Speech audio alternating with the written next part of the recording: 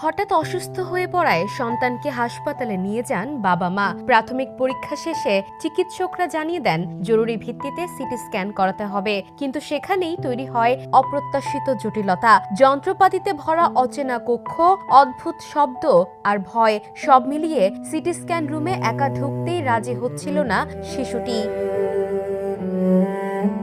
এক পর্যায়ে শিশুটিকে বোঝাতে চেষ্টা করেন চিকিৎসক, নার্স, এমনকি মা বাবা নিজেও। দীর্ঘ 2 থেকে 3 ঘন্টা ধরে চেষ্টা চললেও ভয় যেন কাটছিলই না। চোখে জমে উঠেছিল আতঙ্ক আর কান্না। পরিস্থিতি ক্রমেই হয়ে উঠছিল অনিশ্চিত।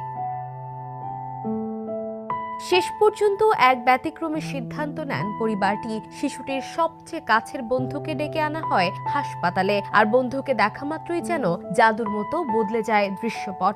ভয় কাটিয়ে উঠে শিশুটি, তবে শর্ত একটাই, একা নয়, বন্ধুকে সঙ্গে নিয়েই সে সিটি স্ক্যান করাবে। চিকিৎসকরা শর্তে সম্মতি দিলে শিশুটি মেশিনের ভেতরে প্রবেশ করে, আর পাশেই নিরাপদ দূরত্বে শুয়ে থেকে শক্ত করে তার পা জড়িয়ে ধরে রাখে বন্ধুটি, যেন নিঃশব্দে বলে দিচ্ছে, আমি আছি, ভয় নেই। এই হৃদয় ছোঁয়া মুহূর্তের ছবিটি সামাজিক যোগাযোগ মাধ্যমে ছড়িয়ে পড়তেই আবেগে ভেসে যান হাজারো মানুষ। অনেকেই নিজেদের শৈশবের বন্ধুদের কথা মনে করে আবেগ ঘন মন্তব্য করেন। একজন লিখেছেন, আজ সারাদিন শুধু এই ছবিটাই দেখেছি, মনটা ভরে গেছে। আরেকজনের মন্তব্য, চোখের পানি ধরে রাখতে পারলাম না, এটাই তো বন্ধুত্ব।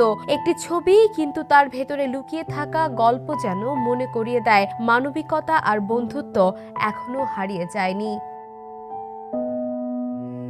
Desk Report, The News.